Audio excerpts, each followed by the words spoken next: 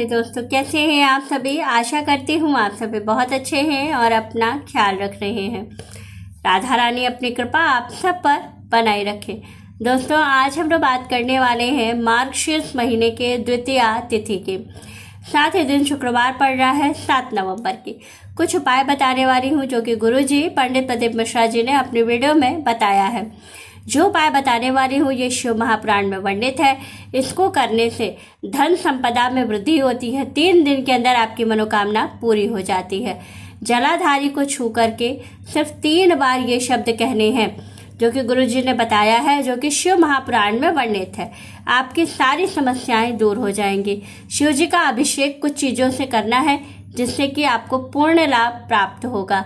चलिए जानते हैं गुरुजी ने क्या बताया है और हमें कैसे सारी चीज़ों को करना है। शुक्रवार का दिन क्योंकि महालक्ष्मी का दिन होता है और इस दिन जो उपाय बताने जा रही हूँ इसको करने से 100% आपको इसका लाभ तुरंत दिखेगा। 3 दिन के अंदर धन संपदा की कमी है तो वो पूरी होगी।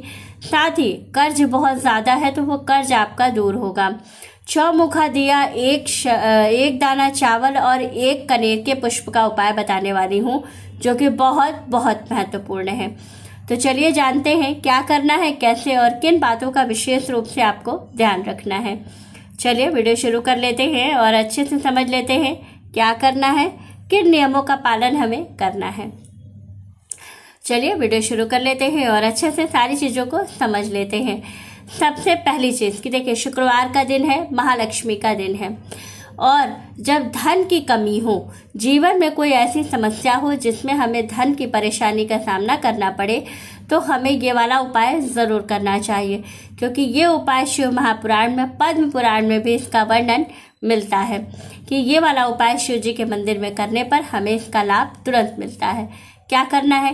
पहली चीज़ कि सुबह सवेरे स्नान करके, क्योंकि मार्गशीर्ष का जो महीना है इसमें शिव जी की विशेष आराधना करने पर शिव जी की विशेष कृपा प्राप्त की जा सकती है। करना क्या है? द्वितीया तिथि है, शुक्रवार का दिन है और तारीख है 7 नवंबर। पहली चीज़ आपको क्या करना है? सुबह सवेरे स्नान करना है। स्नान करने के बाद 1 लोटा जल और 1 बेलपत्र शिव जी को पहले चढ़ा देना है। पहले जल चढ़ाइएगा, फिर बेलपत्र को चढ़ा दीजिएगा।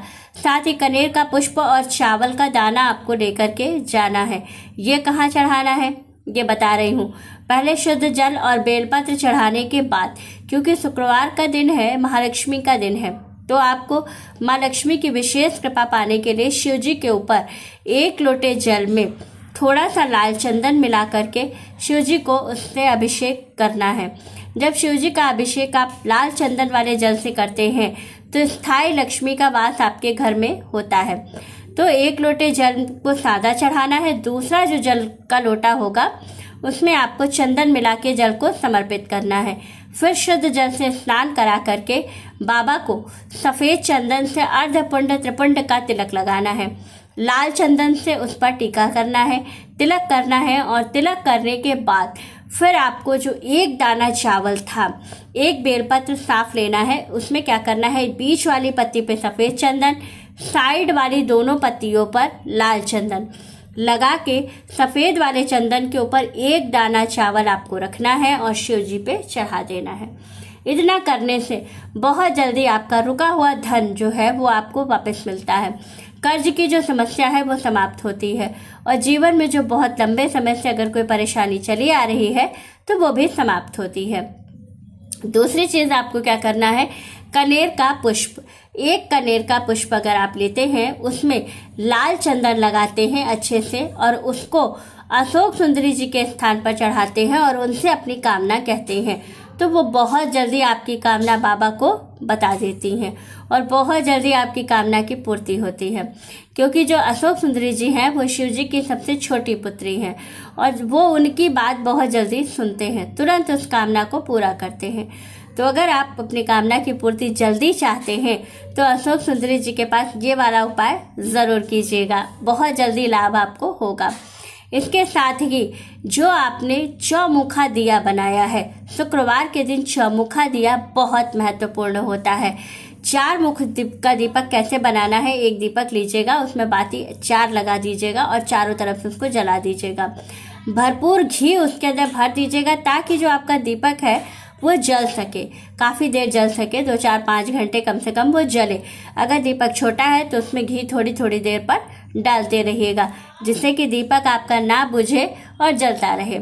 तो आपको तुरंत जो आपके कर्ज की समस्या है या जो आपके ऊपर कर्ज बढ़ता जा रहा है वो समाप्त होता है, क्योंकि तुरंत हमें स्थायी लक्ष्मी मिलेंगी और हमारा कर्ज जो है वो समाप्त होने लगेगा। तो ये बहुत ही अचूक उपाय है, क्योंकि ये उपाय जो है ये शिव महापुराण और साथ ही पद्म पुराण दोनों में इसका वर्णन मिलता है, और दोनों में इसके वर्णन के साथ ही इसकी महिमा विशेष बताई गई है। जो लोग ऐसा करते हैं, दीपक में जलाते समय जो चौमुखा दिया जलाइएगा, तो एक दाना चावल अगर आप दीपक में डाल देते हैं तो बाबा आपकी कामना को बहुत जल्दी सुन लेते हैं और बहुत जल्दी से आपकी कामनाओं की पूर्ति हो जाती है। हो सके तो इस दिन सेब का भोग शंकर जी को जरूर लगाइएगा, क्योंकि शुक्रवार का दिन है, और शुक्रवार के दिन जो लोग सेब का भोग लगाते हैं तो बाबा बहुत जल्दी प्रसन्न होते हैं। जब सारी चीज़ें आप कर लें तो जो शिवलिंग के ऊपर जलाधारी लगा होता है, उस जलाधारी का बड़ा महत्व होता है। वो जलाधारी बहुत बहुत खास होती है। क्यों? क्योंकि उस जलाधारी को कहा जाता है कि वो पूरे टाइम शिव जी से कनेक्टेड रहती है। तो जब वहाँ हम अपनी कामना करते हुए 3 बार ये शब्द कहते हैं तो बाबा बहुत जल्दी सुनते हैं। कौन से 3 शब्द हैं जो शिव जी को बहुत प्रिय है, जो मंत्र है वो बहुत प्रिय है? कौन से हैं? ओम श्री शिवाय नमस्तुभ्यम।